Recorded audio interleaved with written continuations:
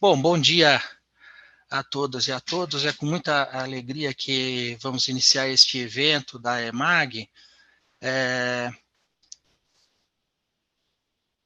tendo por tema principal liberdade de expressão, a liberdade de imprensa e Estado de Direito. Esse é um tema, esse evento é comemorativo pelas novas instalações da Escola de Magistrados da Justiça Federal da Terceira Região. E o tema deste evento é um tema, como dizia, da máxima importância, não só para os dias atuais, ou em razão dos dias atuais, mas é um tema sempre importante, sempre foi e sempre será. Mas neste momento em que vivemos dias agitados aqui no nosso país, ele se tornou de uma grandeza, de uma importância maior.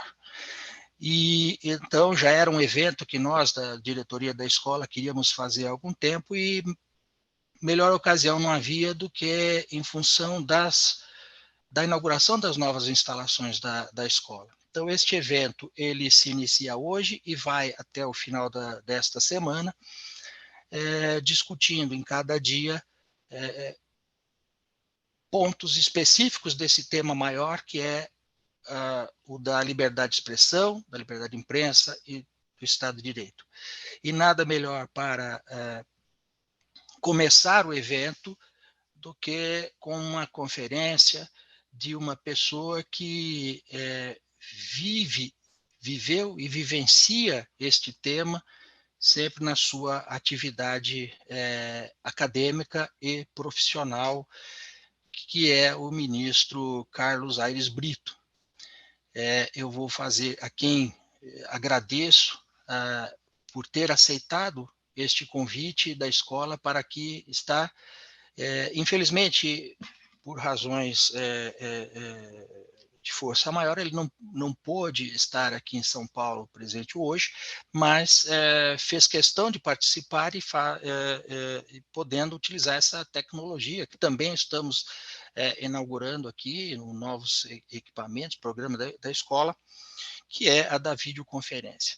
Antes de fazer a apresentação do ministro Aires Brito, eu só gostaria de registrar a minha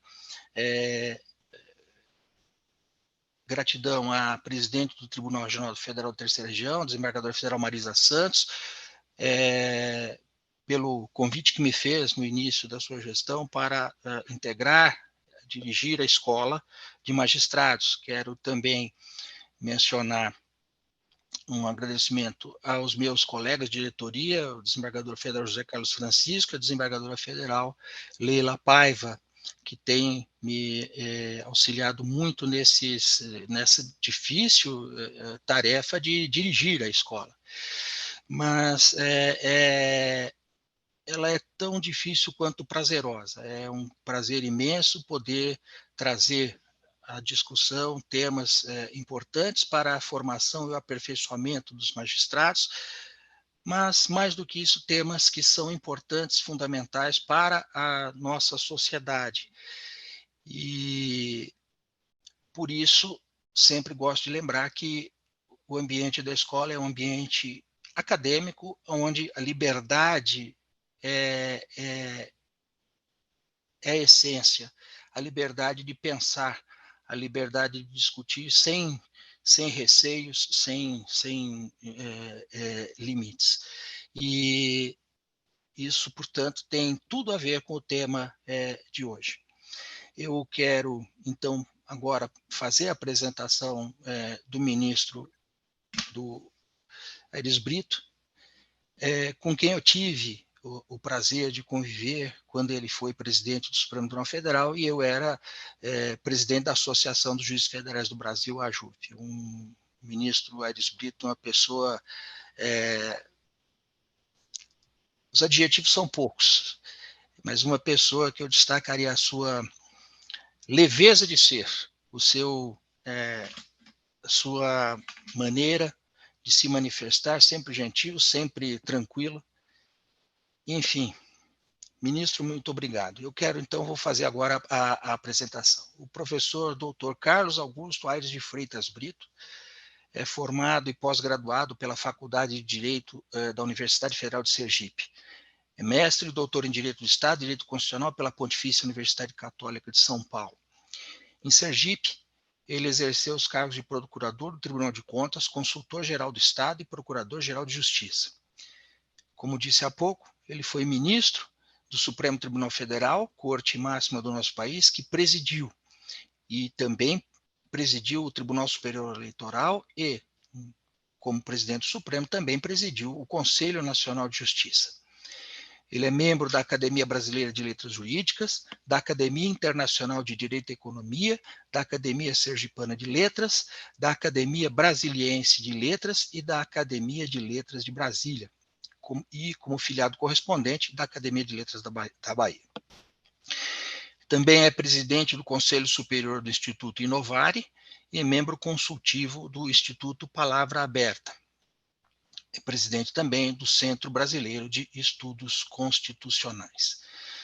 O ministro Aires Brito, professor Aires Brito, foi sugerido fazer esta introdução, uma conferência de introdução, e as liberdades de expressão e de imprensa, destacando o papel fundamental da Constituição e da democracia como valores fundantes desses temas. Então, professor Aires Brito, eu novamente agradeço ao senhor pela disponibilidade de dialogar conosco e, embora eu também dizia há pouco, se em princípio é uma conferência, não estão previstas perguntas, mas o ministro se dispôs, caso haja tempo ao final, a responder a uma ou duas perguntas que possam surgir. Eu, ministro, agradeço mais uma vez e destaco o seu espírito democrático de debater tema da máxima importância para todos nós. Então, com estas breves palavras, eu lhe passo a palavra para a sua conferência. Ministro Aires Brito, com a palavra. Bem, bom dia. Bom dia a todos e todas que nos veem, que nos ouvem. Em especial, meus cumprimentos ao professor e magistrado federal, desembargador Nino Toldo, que muito me honra com esse convite para falar sobre os recorrentes temas da liberdade de expressão, da liberdade de imprensa, do Estado de Direito, numa perspectiva maior da Constituição, do estudo da Constituição como lei das leis e da democracia como princípio dos princípios da Constituição mesma. Eu espero que todos que nos veem e nos ouvem, né, se sintam pessoalmente citados nos seus nomes e carinhosamente abraçados. Vejo aqui o nome de algumas pessoas: Ricardo Henrique, Adilson Rosselli, Paulo Sérgio Moisés, Noriane Caetano, enfim, todos e todas se sintam assim nominalmente citados e também, pelo modo mais afetuoso, abraçados. Conversava ainda há pouco com o professor e desembargador Nino Toldo sobre a importância da revisitação a conceitos, a categorias mentais do direito, a figuras de direito, como gênero, né, e as instituições jurídicas e institutos jurídicos como espécies. A escola que me convida, a Escola de Magistrados da Justiça Federal da Terceira Região, pugna pelo resgate dessas noções mais categóricas, mais científicas, como condição para o bom exercício da nossa profissão jurídica nas diversas áreas do conhecimento jurídico mesmo. Essa pegada, essa vertente acadêmica, de que a escola dá conta muito bem, sempre deu, nos ensina, não é? nos adverte para a necessidade do casamento, uma espécie, metaforicamente, de casamento por amor entre academia e profissão. Os profissionais do direito têm muito a aportar em conhecimentos, em práticas, para a academia. A academia tem muito a aportar em teorias mais refinadas, em conceitos mais elaborados para as diversas profissões jurídicas. Um feedback, uma relação de feedback, de unha e carne, de olho e pálpebra, né? Enfim, de retroalimentação. Eu sempre que posso, falo dessa necessidade de conjunção mais harmoniosa possível do conhecimento acadêmico e da prática profissional. Por isso que me sinto, professor Nino Toldo e desembargador, muito à vontade nesse ambiente aqui, embora online, não é, de conversa, como se fosse uma conversa mesmo ao pé do ouvido, um diálogo e não um monólogo, com quem me ouve, com quem me vê. Aliás, Sócrates dizia isso, né? Pelo método maiêutico de lidar com seus ouvintes, ele dizia que é importante adotar sempre uma postura de quem conversa, e não de quem monologa, porque numa sala de aula, ele dizia, aparentemente o professor monologa. Porém, como estão todos ali naquele ambiente, imbuídos do mesmo propósito, de uma cognição mais responsável das coisas, mais consistente, mais precisa, no fundo, todos estão conversando uns com os outros. O, o tema geral da escola, nesse seminário, nesse congresso, é de liberdade de expressão, liberdade de imprensa e Estado de Direito. Apenas eu sugeri ao professor e desembargador Nino Toldo que me fosse permitido falar desses três temas conjugadamente, porém num contexto ainda maior da indissociável parelha temática da Constituição e da democracia. Por que assim? Porque, se não for assim, não se ordena bem o pensamento, não se situa bem no estudo mesmo, na cognição mesmo, desses três temas mais focadamente objeto da minha fala. E constitutivo, focadamente, os três temas constitutivos do próprio congresso, do próprio seminário que agora se inicia. É preciso sempre lembrar isso, né? Tudo começa, para nós da área jurídica, com a Constituição, para nós profissionais do direito.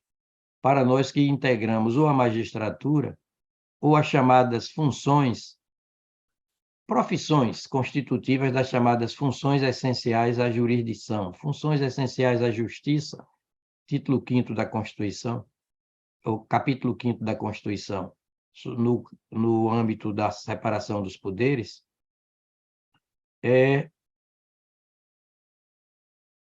constitutivos os membros, né, os agentes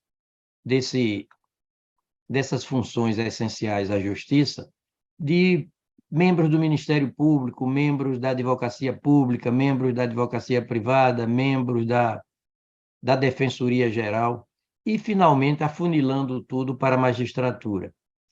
Porque, na Constituição,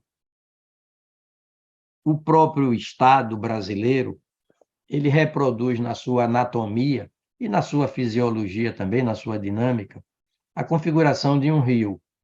Todo rio é formado de nascente, de corrente e de foz ou embocadura.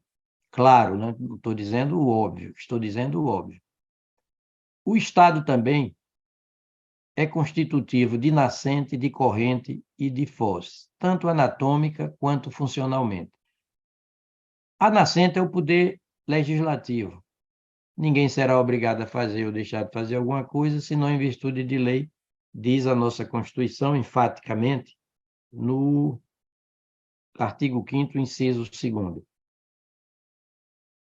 Em sequência, imediata sequência, sem provocação de quem quer que seja, para atuar, vem o Poder Executivo. Há uma ordem lógica e cronológica, não é? Ali no artigo 2º. Poder legislativo, poder executivo, poder judiciário. O poder executivo é chamado de executivo. Bom lembrar isso, né? Porque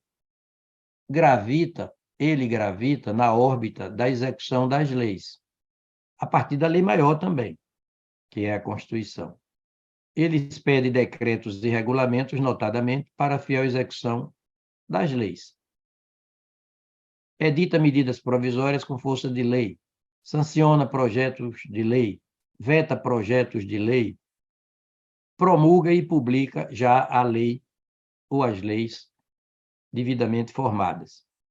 Portanto, o poder executivo é chamado de executivo por girar, gravitar na órbita da execução das leis. Mas é preciso que haja um poder estatal tão independente quanto os outros, politicamente independente, tão de existência necessária quanto os outros dois poderes, para dizer se o poder legislativo legislou nos moldes da Constituição, de acordo com a Constituição, que é a lei das leis, e se o poder executivo gravitou mesmo na órbita da execução das leis. Esse poder só pode ser funcionalmente posterior aos outros dois. E, logicamente, configurativamente, no plano lógico, só pode ser exterior aos outros dois. E também só pode ser, num plano lógico, superior aos outros dois, não em hierarquia, mas no sentido de que suas decisões vinculam os outros dois poderes quando há o chamado trânsito em julgado. Notadamente, pela consideração de que o respeito às decisões com trânsito em julgado faz parte da nominata dos direitos e garantias fundamentais. Não é? Ali no artigo 5º, 35, se diz que a lei não prejudicará o direito adquirido, o ato jurídico perfeito e a coisa julgada. No âmbito do Supremo Tribunal mesmo, a Constituição chega a dizer de modo expresso que as decisões de mérito em ações diretas, ações diretas de inconstitucionalidade e ações declaratórias de constitucionalidade são vinculantes para todos os poderes e não só para todos os órgãos do próprio Poder Judiciário. Então, dá para entender que quando o Judiciário fala, os outros dois poderes têm que obedecer, desde que a decisão transite em julgado. Isso tudo está na Constituição, não é? Essa configuração do Estado, a imagem e semelhança de um rio, nascente, corrente e foz, é uma configuração própria de todo Estado democrático, de todo Estado civilizado, juridicamente. E a Constituição, de que parto para fazer essa minha conferência, não por acaso é chamada de Constituição, volto a dizer, porque ela constitui a identidade jurídica do país. Ela é chamada de Constituição por plasmar a estrutura identitária jurídica do nosso país, compor a identidade jurídica do nosso país, fundar a identidade jurídica do nosso país. É por isso que é chamada de Constituição. E o faz um plano de supremacia. É a lei das leis, é a lei fundamental, é a Magna Carta dos direitos e garantias, notadamente individuais. Mas essa Constituição não é elaborada pelo Estado. O Estado se reúne legislativamente em Congresso Nacional. Vou falar no plano federal, para facilitar. E quem se reúne em Assembleia Nacional Constituinte para legislar originariamente sobre tudo e sobre todos? Não é o Estado. O Estado é criatura da Constituição. E a Constituição é criatura não do Estado, porém dela, nação. Nação. Eu vou dizer da nação, mesmo reconhecendo que é um desconforto eufônico. Parece o substantivo da nação. Mas é uma armadilha semântica inescapável, né? É como situação jurídica cativa, mas não há como deixar de dizer situação jurídica ativa. São armadilhas semânticas, armadilhas eufônicas do nosso vocabulário. a nação se reúne em Assembleia Nacional Constituinte para elaborar uma Constituição novinha em folha, estalando de nova. Uma Constituição originária, Constituição da identidade jurídica do nosso país. Por isso que é a única lei que não tem número. A lei maior não tem número. A única lei que não é elaborada pelo Estado originariamente é a Constituição. Entretanto, é a lei de todas as leis que o Estado elabora. Com essa distinção, quem elabora a Constituição originária, que é a nação, norma sem ser normado. A nação norma sem ser normada. O Estado, criatura da Constituição, tanto quanto a Constituição é criatura dela, nação, o Estado só pode normar nos termos em que já foi normado, inclusive quando edita normas constitucionais veiculadas por emendas à Constituição mesmo.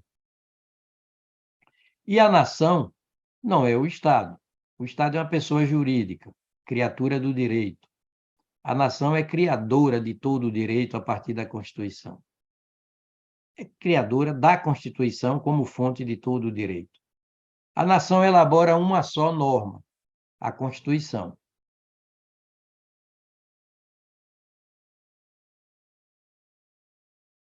E não entra na Constituição como categoria normada, porque se abrirmos essa Constituição, veremos que a palavra nação no singular não se encontra aqui.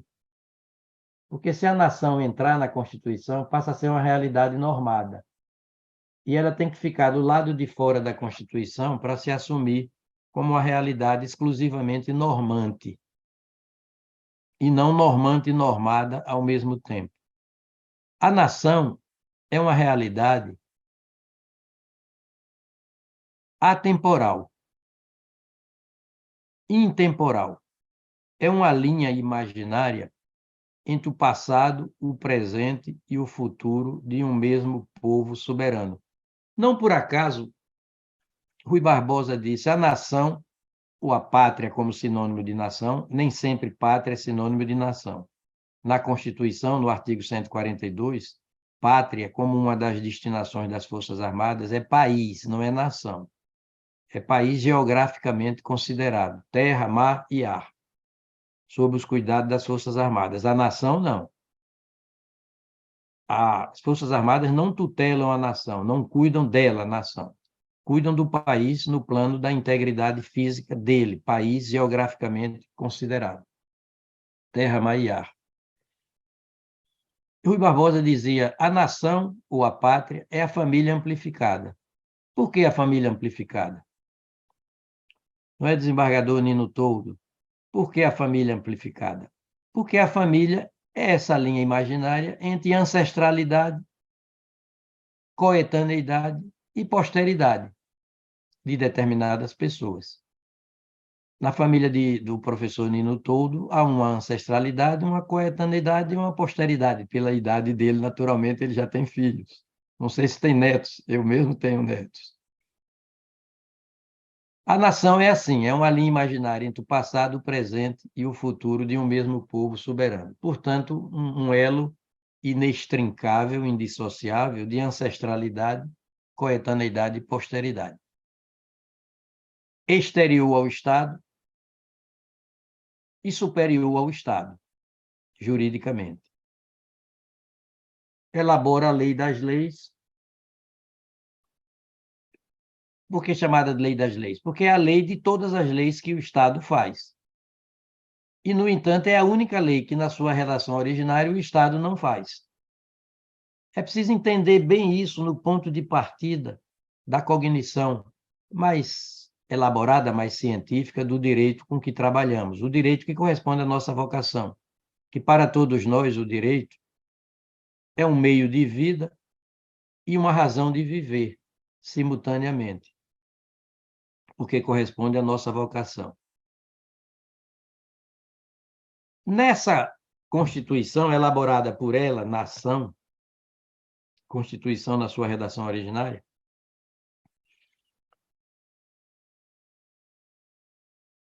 há um princípio superior a todos os outros princípios e a todas as outras regras da Constituição. Por que princípios e regras? Porque nós sabemos que, com o pós-positivismo, norma passou a ser gênero. Norma jurídica é gênero, cujas espécies são os princípios e as regras. Os princípios veiculam ideais de vida civilizada e as regras aportam condutas, competências, providências para a serviço da maior eficácia dos princípios. As regras estão a serviço dos princípios. Claro que há princípios que se dividem em princípios complementares ou subprincípios. Determinados princípios estão a serviço de outros princípios maiores. Mas o que interessa dizer é que essa nossa Constituição tem a seguinte característica: ela é ricamente, copiosamente principiológica e é materialmente expandida pelas suas regras como nenhuma outra Constituição brasileira. Basta lembrar que ela nasceu com 245 artigos, acho que sim, mais ou menos isso, na parte permanente, e 70 artigos na parte transitória. E claro que cada artigo, de ordinário, desdobrado em parágrafos, como característica central também, em parágrafos, em incisos, em alíneas, em números, né, números arábicos, sabido que os incisos são números romanos. Então, uma Constituição, assim, ricamente principiológica e materialmente expandida como nenhuma outra, ela tem resposta para todo e qualquer problema intrinsecamente relevante. Todo e qualquer tema da vida brasileira em sociedade, vida em sociedade, intrinsecamente relevante por dizer respeito tanto ao indivíduo quanto à coletividade, todo tema, todo assunto, toda matéria inatamente relevante tem resposta na nossa Constituição, resposta normativa. E tem resposta de qualidade, porque a nossa Constituição é muito qualificada, humanisticamente, democraticamente, civilizatoriamente. É uma Constituição que, de tão qualificada, nos torna a todos e todas um povo juridicamente primeiro-mundista. Nós somos um povo juridicamente primeiro-mundista e parece que não sabemos disso. Graças a essa Constituição, que tem lá fora do país a melhor imagem possível, essa nossa Constituição, é paradigma. E nela, a República Federativa do Brasil, formada pela união indissolúvel, né, dos estados, do Distrito Federal e dos municípios, cabeça do artigo 1º, ela tem fundamentos, ela se constitui, a nossa República Federativa, em Estado democrático de direito, e tem como fundamentos 5 princípios e como objetivos 4 princípios. A partir desses princípios é que tudo mais se desenvolve na Constituição, tudo entrelaçadamente. Nela, numa interpretação sistêmica ou holística, tudo é um. Como é fundamental, como é necessário conhecer de cor e salteado essa Constituição. As categorias jurídicas, as categorias mentais, as figuras de direito. Eu estava dizendo, né, que norma é gênero, cujas espécies são os princípios e as regras. Esses princípios e regras veiculam matérias que ora são instituições jurídicas, que ora são institutos jurídicos, ou figuras de direito. As figuras de direito se bipartem em instituições jurídicas, como o Poder Judiciário, Poder Legislativo, Poder Executivo, e institutos jurídicos, mandado de segurança, por exemplo, habeas corpus, mandado de injunção, são institutos jurídicos. Como essa Constituição nos permite um estudo sobre ela, eminentemente acadêmico, numa perspectiva preliminar à academia, e numa subsequente perspectiva prática, operacional ou profissional, já no exercício das diversas profissões do direito. todas constitutivas de um sistema de justiça encimado, né, pelo Poder Judiciário, porque tudo afunila para o Poder Judiciário. O Judiciário é a embocadura, é a chave de abóbada do sistema jurídico. E como é uma Constituição ricamente principiológica, é preciso entender o seguinte: os princípios da Constituição, do título 1º, de que falei, no artigo 1º, incisos de 1 a 5º, 1º a 5º, e no artigo 3º, incisos de 1, ou do inciso 1º ao inciso 4º, nós temos os princípios fundantes da identidade jurídica do país. Todos como conteúdos de um princípio continente. Esses princípios, que são fundamentos, inciso 1º a inciso 5º do artigo 1º, e esses princípios, que são objetivos fundamentais, inciso 1º a inciso 4º do artigo 3º, todos eles são princípios conteúdos de um princípio continente, substantivamente falando.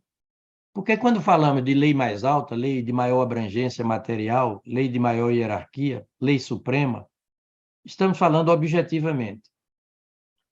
Mas substantivamente, estamos falando formalmente. Porém, materialmente ou substantivamente, o princípio dos princípios não é a Constituição. O princípio dos princípios, formalmente, é a Constituição. Porém, substantivamente ou materialmente, o princípio dos princípios é a democracia. Onde está dito isso, que é a democracia? Será que o professor Nino Toldo não convidou o professor Aires Brito para vir aqui fazer, não direito, falar de direito, mas falar de ideologia, de preferências partidárias? Absolutamente, né, professor? Nós estamos aqui como cientistas e profissionais do direito ao mesmo tempo. Se eu digo que a democracia é o princípio dos princípios, eu tenho que fazer a demonstração desse meu juízo, senão ele não é técnico, não é científico. Eu tenho que indicar a base normativa ou as bases normativas, a partir da Constituição, desse meu juízo. Vamos ao desafio. No preâmbulo da Constituição está dito, do modo mais didático, claro e explícito possível: nós, representantes do povo brasileiro, reunidos em Assembleia Nacional Constituinte, para instituir um Estado democrático. Um Estado democrático. Tudo mais é consequência. Claro que o preâmbulo diz: é destinado a assegurar o exercício dos direitos sociais individuais. Interessante que no preâmbulo os direitos sociais vêm antes dos individuais. Aí vem a liberdade, a segurança, o bem-estar, o desenvolvimento, a igualdade e a justiça como valores supremos de uma sociedade pluralista, fraterna e sem preconceitos. Mas o que interessa é que tudo é desdobramento, são conteúdos da democracia.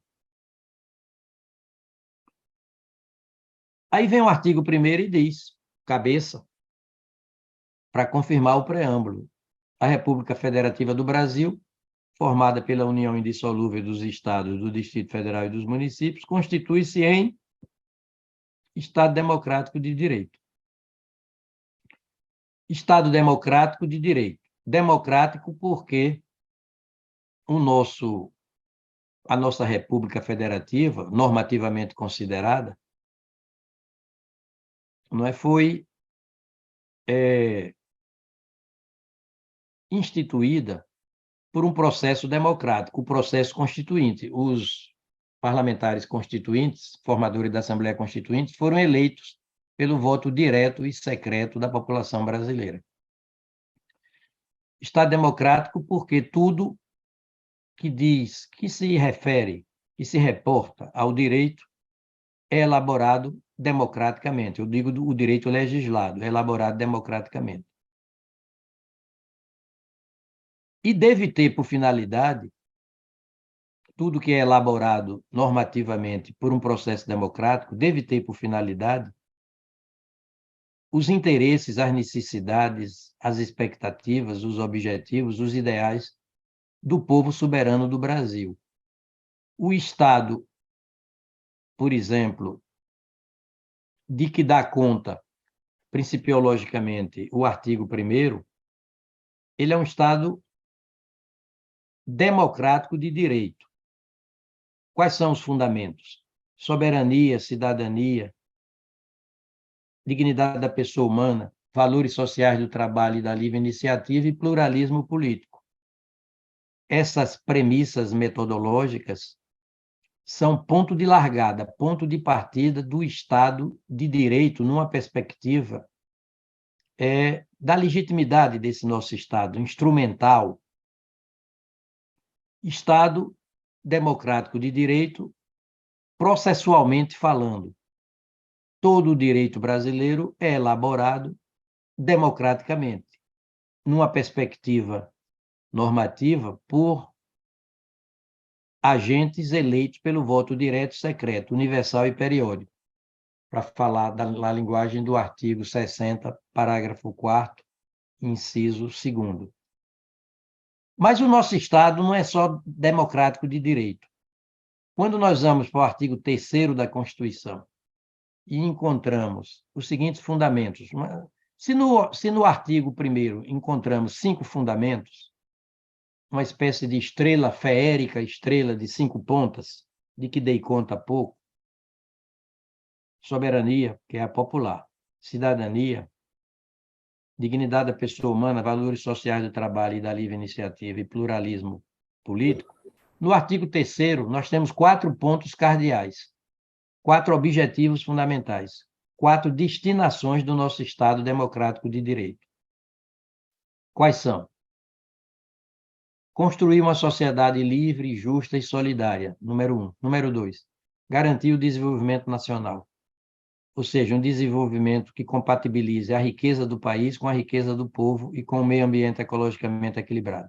Número 3, erradicação da pobreza e da marginalização e redução das distâncias sociais e regionais. Eu estou dizendo de cor salteado. E número 4, o 4º inciso do artigo 3º, promover o bem de todos. Como é que se promove o bem de todos indistintamente? Promover o bem de todos pela eliminação de todo e qualquer preconceito. Promover o bem de todos, sem preconceito de origem geográfica, social, de sexo, de gênero, preferência sexual, gênero, homem, mulher, idade e quaisquer outras formas de discriminação. Discriminação é uma distinção sem causa, ilícita. Distinção é uma coisa válida, discriminação não. Bem, precisa afunilar, né, professor Nino, todo, para a liberdade de expressão, liberdade de imprensa e Estado Democrático de Direito. Mas eu já estou falando do Estado Democrático de Direito, dizendo o seguinte, que no artigo 1º, cabeça, com os seus 5 fundamentos, nós temos um Estado de direito, um Estado democrático de direito. Instrumentalmente falando.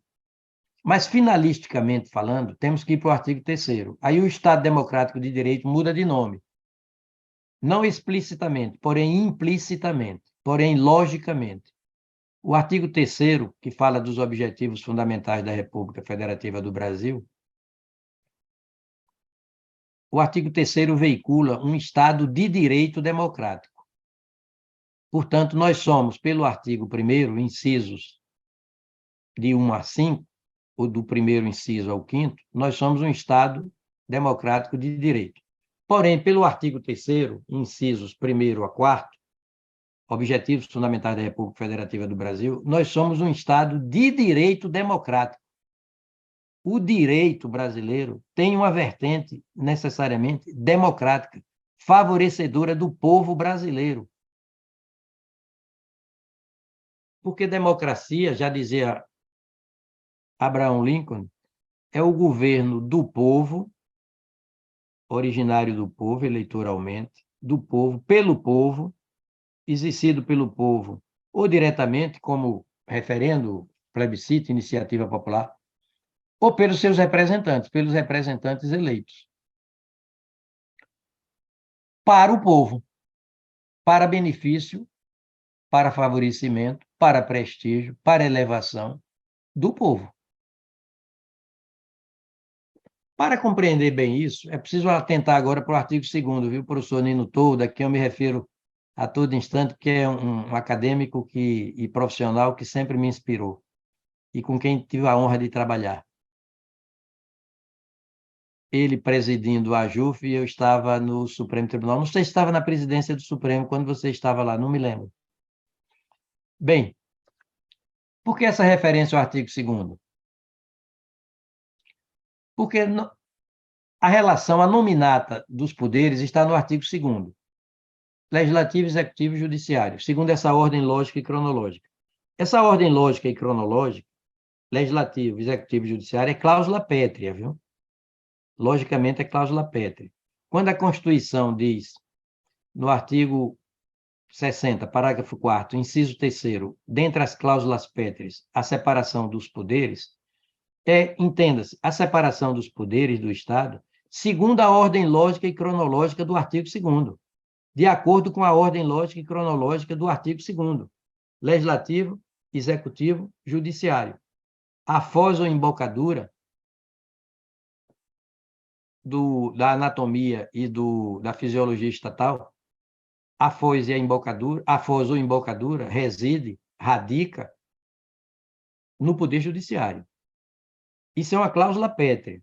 Não se pode, por emenda, alterar essa ordem, não. Quem fala por último, sempre, vinculativamente, é o Poder Judiciário. E o artigo 2º diz, são 3 poderes da União, independentes e harmônicos entre si, o Legislativo, o Executivo e o Judiciário. Mas onde está o artigo 2º? Em que posição ele está? Está entre o artigo 1º e o artigo 3º, lógico. O artigo 2º está entre o artigo 1º e o artigo 3º, lógico. Porém, por que está ali no artigo 2º a nominata dos poderes?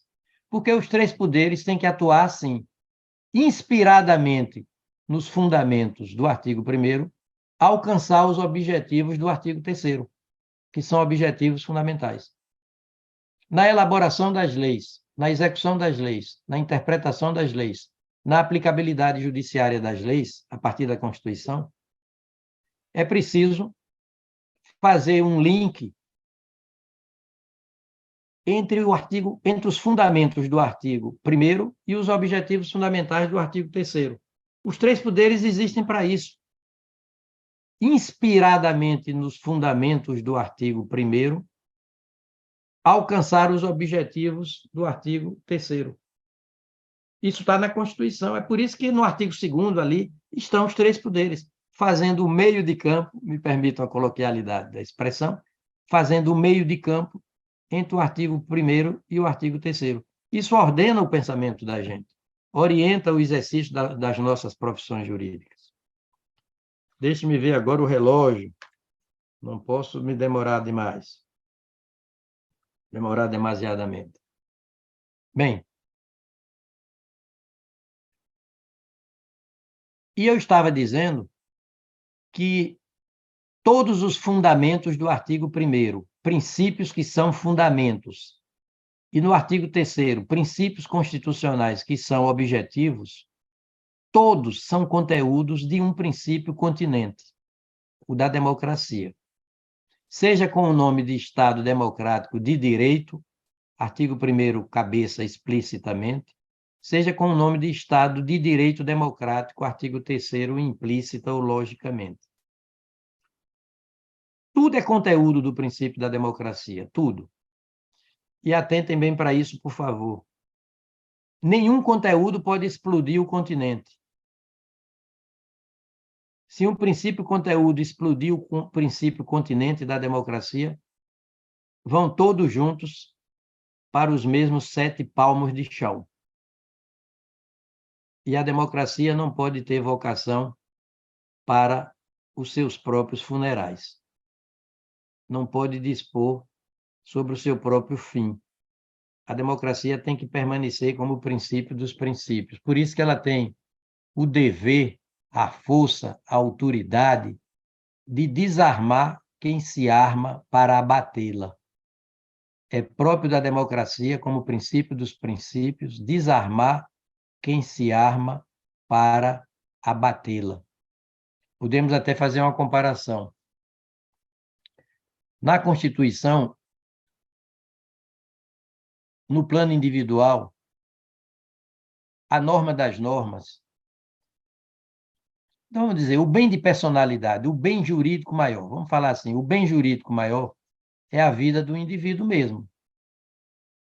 Daí a legítima defesa.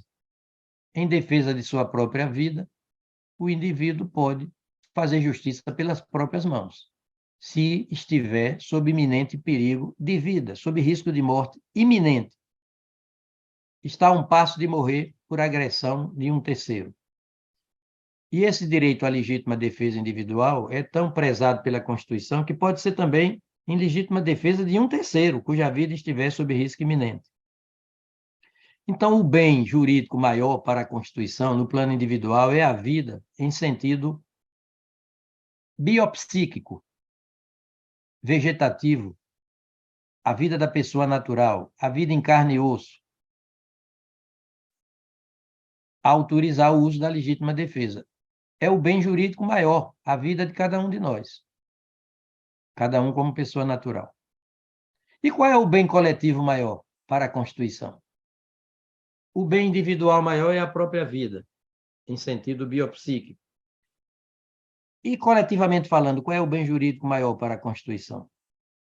A democracia, que é o princípio dos princípios, o princípio continente de que todos os outros são conteúdos. Existiria essa categoria jurídica da legítima defesa da democracia? Sim. A democracia só pode ser concebida constitucionalmente, normativamente, portanto, como autorizada ao uso, até imperiosamente, da legítima defesa. Porque se a democracia for varrida do mapa, tudo mais se desmilingue, tudo mais se desmoroa, tudo mais vai, outra coloquialidade a que vou me permitir, tudo mais vai para o brejo. Então, a democracia há que se defender, tanto quanto o indivíduo há que se defender para continuar existindo. Daí porque falei, a democracia tem sim, como dever mesmo, como algo íncito, inerente a ela, tem a força de desarmar quem se arma para abatê-la. Como Nino Toldo tem a força, a autoridade, a legitimidade de se armar para se defender de quem se arma para abatê-lo. E no uso da legítima defesa individual, qualquer arma é válida. Um pedaço de uma faca, uma cadeira, uma garrafa, o que for, um revólver, para uso da legítima defesa, tudo é válido. Agora, claro que a democracia há de observar um devido processo legal, mas não um devido processo legal naquele sentido tradicional, clássico, de primeiro bater as portas, conceder, por exemplo, o contraditório e a ampla defesa, no momento mesmo em que está sendo objeto de um ataque. Não, isso... Aí, aí o devido processo legal ortodoxo, milimétrico, só se virá para uma coisa, consumar o crime de assassinato da democracia. E agora eu vou fazer uma comparação que talvez me faça entender melhor. Uma comparação que aclare um pouquinho o meu juízo. O que é a legítima, o que é a liberdade de expressão? É um direito fundamental. Faz parte do título número 2 da Constituição, título 2º, dos direitos e garantias fundamentais. Por que o título 2º da Constituição se chama dos direitos e garantias fundamentais? Se o título 1º se chama dos princípios fundamentais, já sabemos por quê. Porque eles fundam, plasmam, compõem a identidade jurídica do país. E por que o título 2º usou do mesmo adjetivo fundamentais no plural? Dos direitos e garantias fundamentais. Porque são direitos e garantias que fundam, plasmam, compõem a personalidade jurídica de cada um de nós. de toda pessoa, individual e coletiva privada. Sem esses direitos e garantias fundamentais, a personalidade jurídica se esvai, se esboroa, é varrida do mapa, se desmilingue. Ricardo Henrique Caniza, a pronúncia é essa, Canitza, está me vendo aqui, e eu também estou vendo. Se Ricardo se privar dos direitos e garantias fundamentais, ele deixa de ser indivíduo, ele deixa de ser pessoa, se torna um subindivíduo, uma subpessoa. Não existe um indivíduo de um lado e esses direitos e garantias fundamentais do outro. Direito à vida, à liberdade, à igualdade, à segurança, à propriedade, ao bem-estar. Não, tudo é um holisticamente, tudo é um, imbricadamente. Quando a Constituição diz assim, artigo 5º cabeça, todos são iguais perante a lei, sem distinção de qualquer natureza, garantindo-se aos brasileiros e aos estrangeiros residentes no país a inviolabilidade dos direitos concernentes à vida em sentido biológico. Mas acrescenta liberdade, igualdade, segurança e propriedade. O que quis a Constituição dizer? Vida, sim, em carne e osso, porém, em condições de liberdade. Vida, sim, em carne e osso, porém, em condições de igualdade. Vida, sim, em carne e osso, porém, em condições de segurança. Vida, sim, em carne e osso, porém, em condições de propriedade. Porque somente assim se alcança o patamar da dignidade da pessoa humana. Artigo 1º, inciso 3º da Constituição. Sem os direitos e garantias fundamentais, não há personalidade humana, não há o ser humano no plano da dignidade intrínseca, inerente a ele, como direito dele. Por isso é que são direitos e garantias fundamentais. No rol desses direitos e garantias fundamentais figura a liberdade de expressão, com 4 conteúdos: o conteúdo científico, o conteúdo intelectual, o conteúdo artístico e o comunicacional genérico. Salvo engano, é no artigo 5º, inciso de número 9. Esse direito é absoluto, eu diria, desde que não estejamos em estado de sítio, porque ali, a partir do artigo 137 da Constituição, sobre estado de sítio, a Constituição estabelece algumas restrições tanto a alguns direitos, incluindo nas restrições a liberdade de expressão e a própria liberdade de imprensa. Mas fora do estado de sítio, a liberdade de expressão é absoluta. Claro que os senhores e senhoras vão dizer, mas há direitos absolutos? Eu respondo sim. O direito de não ser torturado, não receber tratamento cruel, de não sofrer uma pena de banimento, sendo brasileiro nato, sendo qualquer pena de banimento não existe contra nenhuma pessoa natural. Pena de prisão perpétua, tudo é direito absoluto. Porém, direito absoluto, e vem a segunda consideração. Direito absoluto nos marcos da democracia, que é o princípio continente, que é o invólucro de tudo.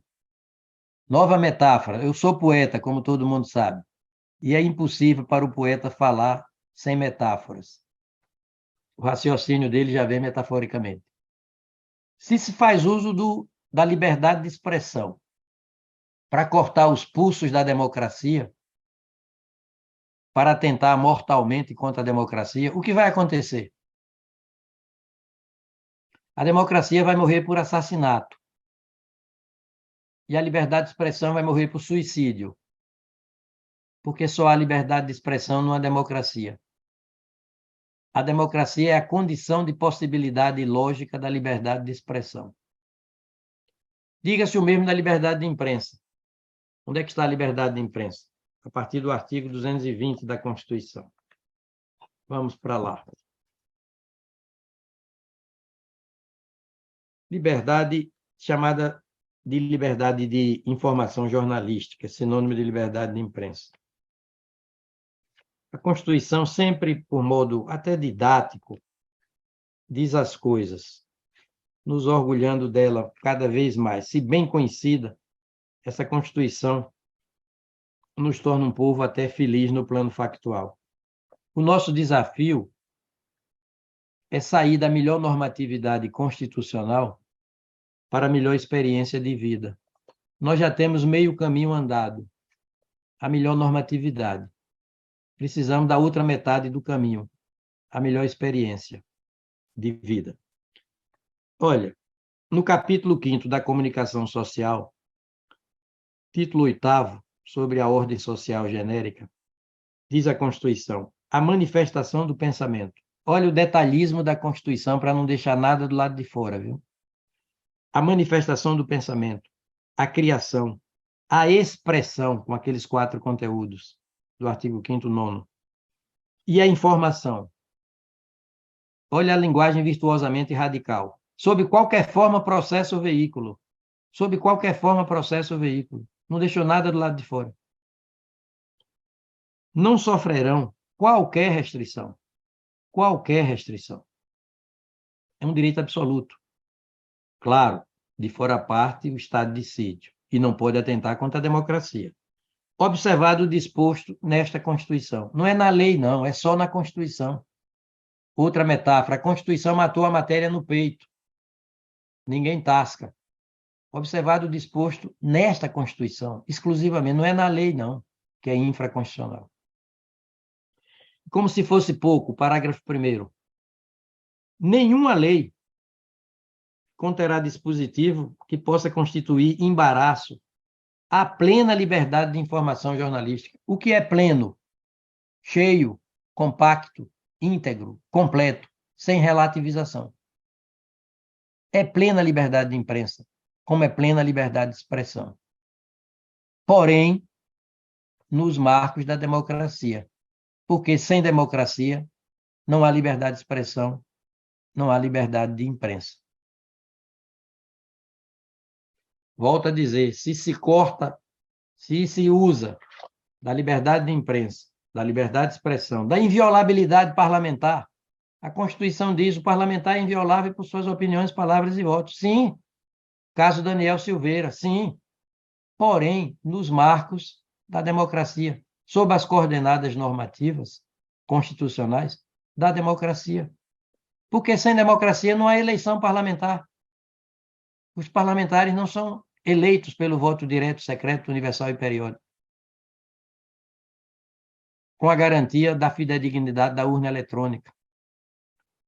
Às vezes eu digo, numa aparente brincadeira, mas eu falo sério, que há pelo menos 3 coisas de que o Brasil pode se orgulhar: a Bossa Nova, Pelé e a urna eletrônica.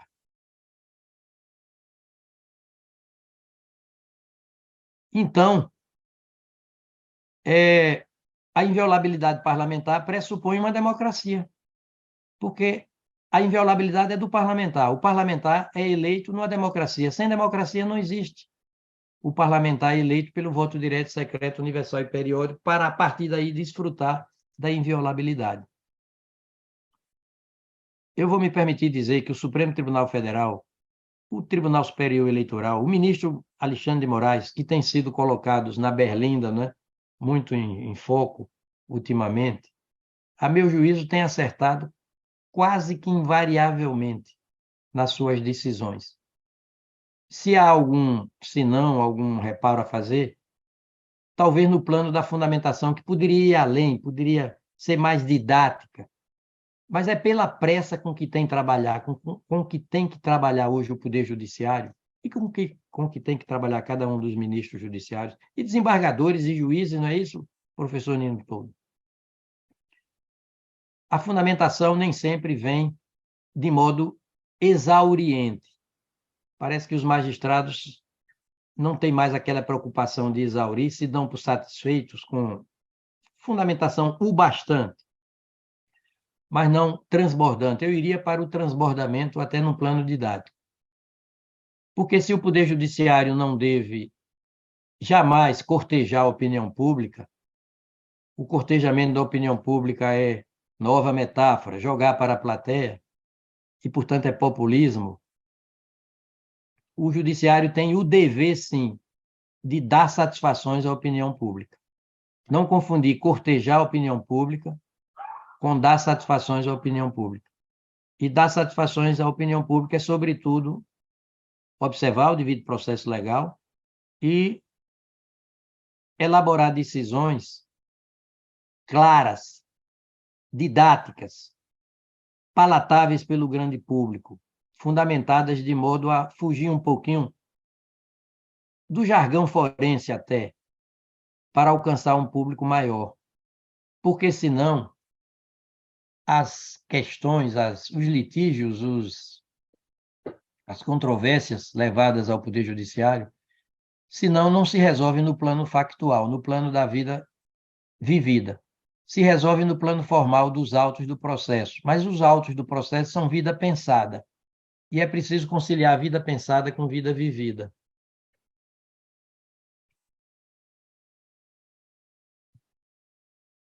Então, a liberdade de expressão é a maior expressão da liberdade. Eu me permiti fazer esse trocadilho quando estava julgando a ação penal 470, salvo engano. Não, quando estava julgando liberdade de expressão, liberdade de imprensa, aquele ladinho. Bem, a liberdade de expressão é a maior expressão da liberdade. É absoluta. A liberdade de imprensa é plena, é absoluta. A inviolabilidade parlamentar é absoluta. Porém, tudo isso, liberdade de pensamento, liberdade de informação, tudo isso nos marcos da democracia. Porque a democracia, materialmente, substantivamente, é o princípio dos princípios da Constituição.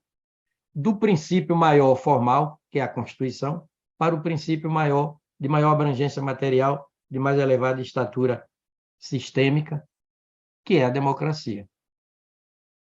Então, Nino, eu encerro por aqui, professor Nino Toldo, desembargador eminente, a minha fala, esperando haver, de alguma forma, correspondido à expectativa dos senhores. Eu sou um constitucionalista e, por isso, tive que revisitar a Constituição assim por um modo um pouco mais abrangente, não é?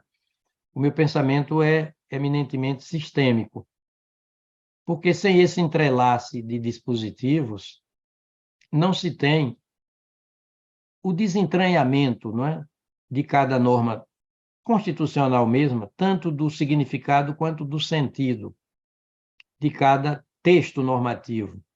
Eu termino agora para valer dizendo o seguinte: quando eu era muito jovem, mas já formado em direito, eu li Fernando Pessoa. Eu sempre fui poeta, e Fernando Pessoa, num trocadilho bem posto e com humildade, dizia o seguinte, como efetivamente disse: o universo não é uma ideia minha. O universo não é uma ideia minha. A ideia que eu tenho do universo é que é uma ideia minha. Quando eu li aquilo, eu disse para mim: eureka! A norma não é uma ideia minha. Ou o texto normativo não é uma ideia minha. A ideia que eu tenho do conteúdo do texto normativo é que é uma ideia minha. Eu disse para mim mesmo. Então, eu não posso fazer voluntaristicamente, autoritariamente, pousudamente, eu não posso fazer da minha vontade subjetiva a vontade objetiva do texto que eu estiver interpretando. Eu tenho que me salvar de mim mesmo. Rédea curta comigo.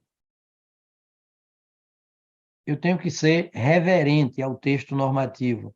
Claro que não só o texto isoladamente tomado, como panoramicamente, contextualmente, sistemicamente considerado. Foi o que eu tentei fazer nesta manhã de hoje e me despeço com os mais sinceros, profundos agradecimentos. Ministro, professor Aires Brito, nós é que temos que agradecê-lo por essa magnífica exposição, essa magnífica conferência. Eu aqui fui fazendo algumas anotações. Nós tivemos aqui uma aula de democracia. Eu comentava com ministro em outra oportunidade, e antes de ingressar na sala virtual,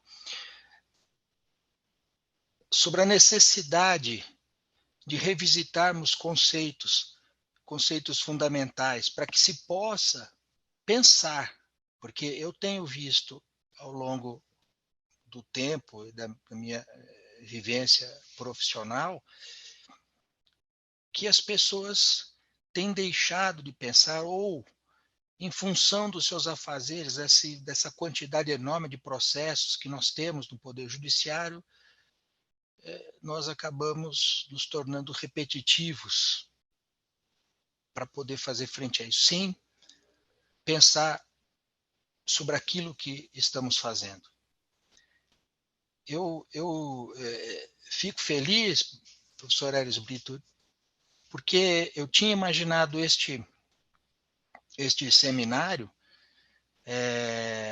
para tratar desses aspectos fundamentais para todos, neste particular período da nossa vida como nação, mas acho que superou. Eu até me permito dizer que a ideia era comemorar as novas instalações da EMAG, e estamos cumprindo esse objetivo específico, mas eu diria mais que esta sua fala, esta sua conferência, ela integra algo que é mais abrangente. São os 35 anos da nossa Constituição que vamos completar agora em outubro. E fica, Zé Carlos, vamos estender a razão deste seminário para isso também. Porque a reverência à Constituição precisa ser feita diuturnamente. E essa revisitação que o ministro fez, e ele disse muito bem, ele é um poeta, e nada como um poeta para fazer ter essas visões metafóricas, que dão a leveza a um tema de tamanha profundidade e tamanha importância, que eu, ministro, vou ousar também valer-me de uma metáfora, talvez não tão boa, mas é o que me ocorreu durante a sua fala, que ao passar pelo artigo 1º e pelo artigo 3º da Constituição, e tendo a ponte do artigo 2º e ingressando no artigo 5º, e depois passando pelo 220, eu diria, nesses 3 primeiros, me veio a seguinte imagem: a de um prédio japonês, do edifício japonês. Por quê? Porque lá, pela natureza desfavorável das ilhas nipônicas, ficam sujeitos a muitos terremotos. Então, os edifícios precisam ter uma fundação forte e com um certo amortecedor para suportar os abalos sísmicos. Então, eu vejo, me veio essa imagem. E onde está o amortecedor que segura o prédio nesses abalos sísmicos, ministro Aires Brito? No artigo 102 da nossa Constituição, quando lá diz que compete ao Supremo Tribunal Federal principalmente a guarda da Constituição. Isso. Isso é de fundamental importância, tudo isso, Excelente. Porque nós estamos passando por períodos de questionamento, e o Supremo Tribunal, o Poder Judiciário como um todo, mas o Supremo Tribunal Federal em particular, tem sido levado ao limite. E no limite, algumas medidas heterodoxas até são necessárias para que esse abalo sísmico institucional que nós temos vivido possa ser ultrapassado sem danos, ou sem maiores danos, para aquilo que é fundamental para nós, que é a democracia, como o senhor lembrou. Então, para mim, particularmente, uma alegria muito grande ouvi-lo e ter essa revisitação de fundamentos, e de uma forma tão leve, que, repito, só um poeta tem o dom de fazer.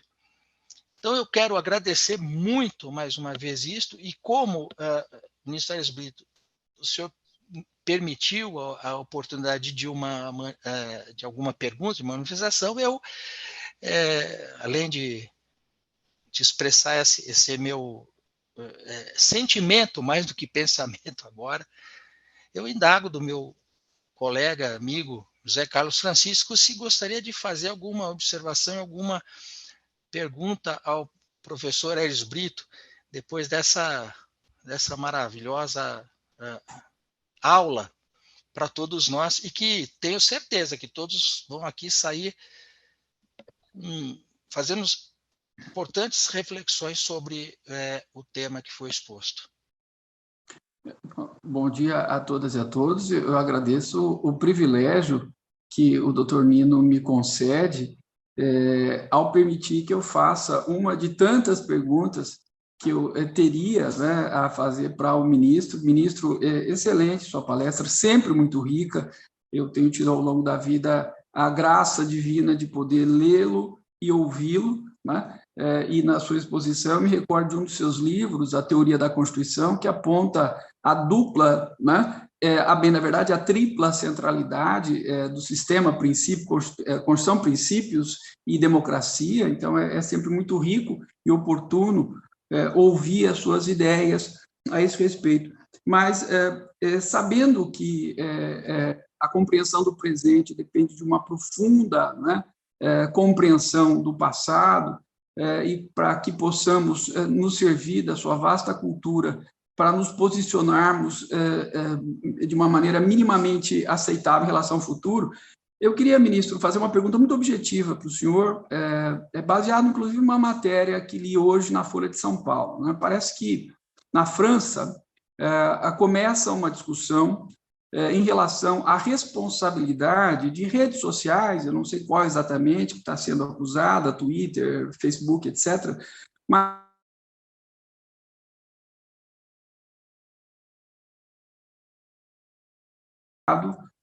um dos atentados, né, que foi conhecido como atentado Bataclan, no qual uma jovem foi morta, né, dentro de um atentado terrorista. A leitura da matéria sugere a ideia da acusação baseada na responsabilidade dessas redes sociais, porque os seus algoritmos estimulam a criação de bolhas, naturalmente a bolha estimula o ódio estimula a agressão, né?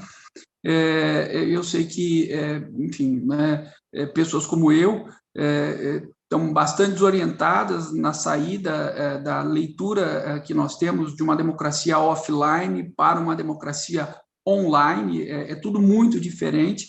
Então, ministro, se o senhor puder nos brindar com a sua cultura, como o senhor vê a responsabilidade dessas redes sociais por enfim, sob o argumento de que elas estimulariam, pelas bolhas, pelos algoritmos, etc., essa linha de agressão. Mais uma vez, eu agradeço muito o privilégio que o doutor Nino me concede e, sobretudo, a pergunta que faço à sua excelência. Professor, muito obrigado, José Carlos Francisco. É uma honra esse diálogo mais direto com o senhor e estendendo para o público inteiro que nos ouve e vê. O tema é recorrente, mais recorrente impossível, mais atual, mais momentoso e mais importante impossível.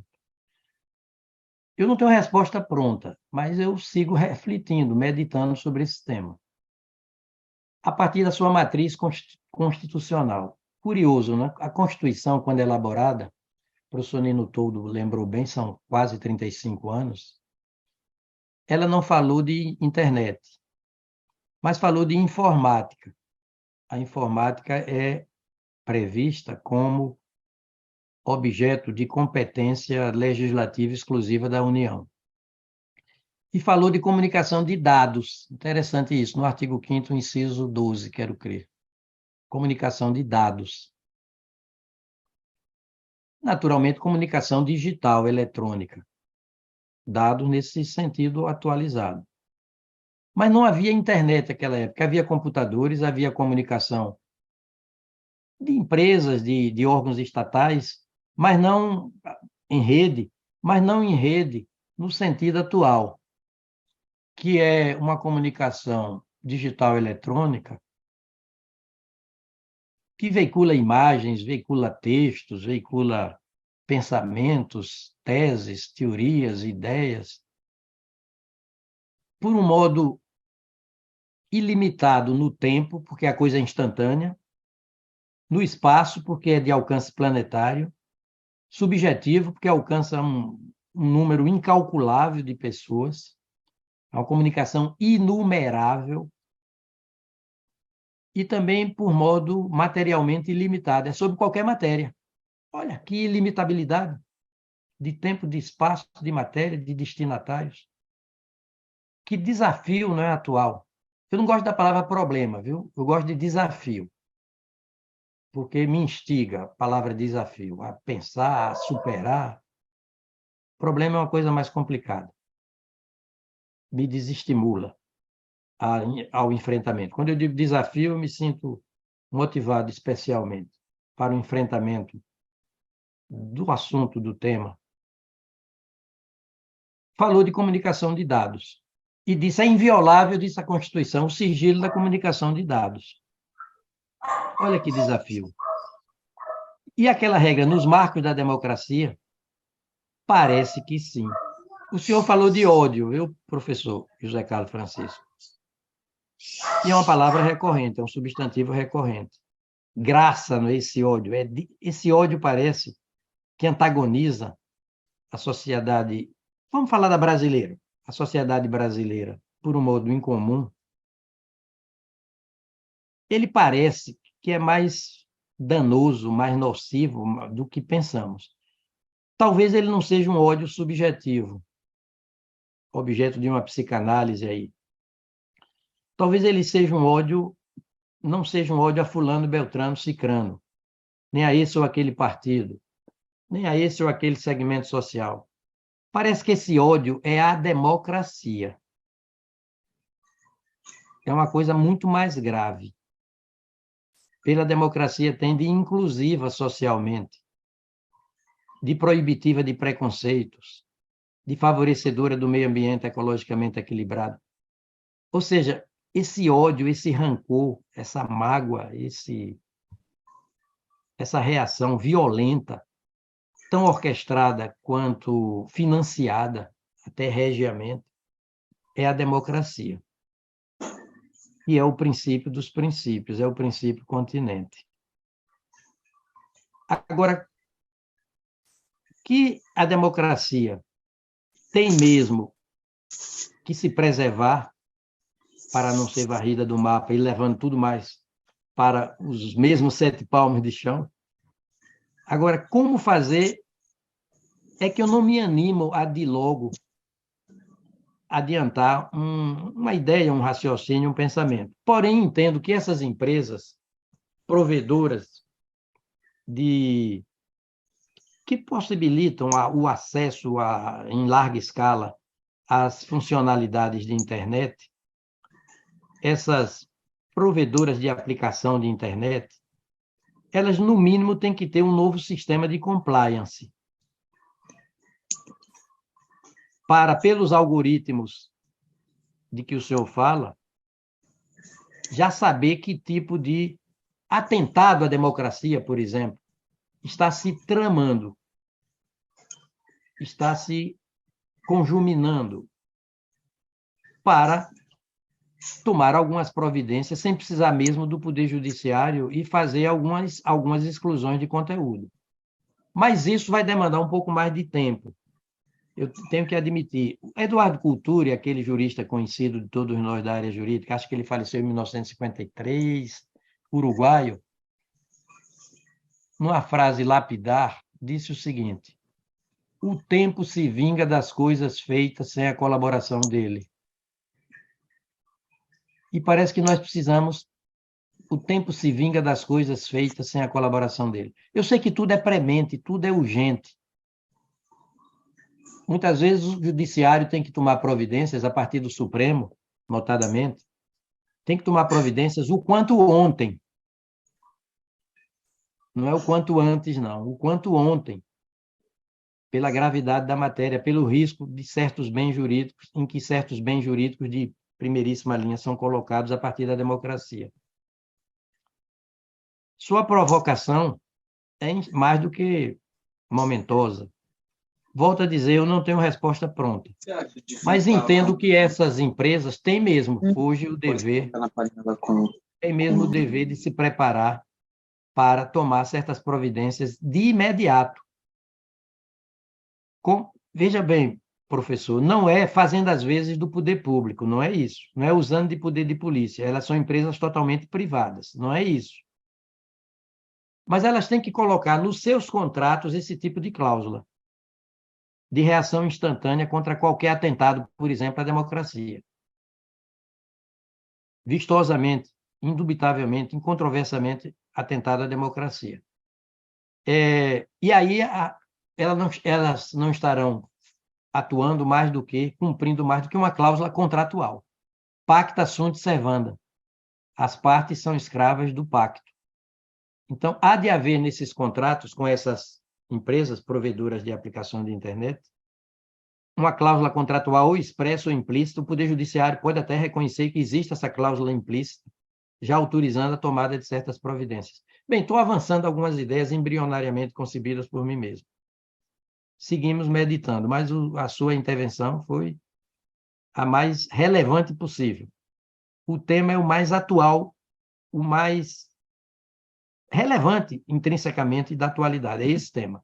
O que fazer diante de uma comunicação que é tão instantânea no tempo, quanto planetária, espacialmente falando, sem limite, volto a dizer, sem limite de tempo, de espaço, de matéria e de destinatários no plano subjetivo. O que fazer? É preciso fazer alguma coisa. Também de imediato, de pronto.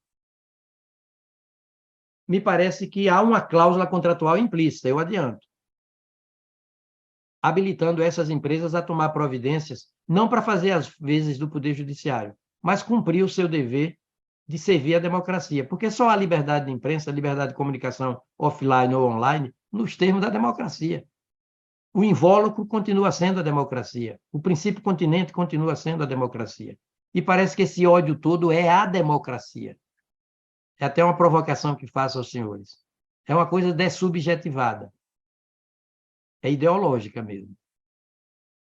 A democracia está em permanente risco, porque há pessoas autoritárias por definição e que tendem, essas pessoas violentas, autoritárias, antidemocráticas, democraticidas por definição, tendem a se aliar com o poder econômico, que é eminentemente elitista nesse caso. E a parceria mais tóxica possível é entre o elitismo econômico-social e o autoritarismo político para varrer do mapa a democracia. Olha, eu vou pedir permissão, não vou poder continuar, estou recebendo aqui umas cobranças, uns chamados, eu já estou atrasado em outros compromissos.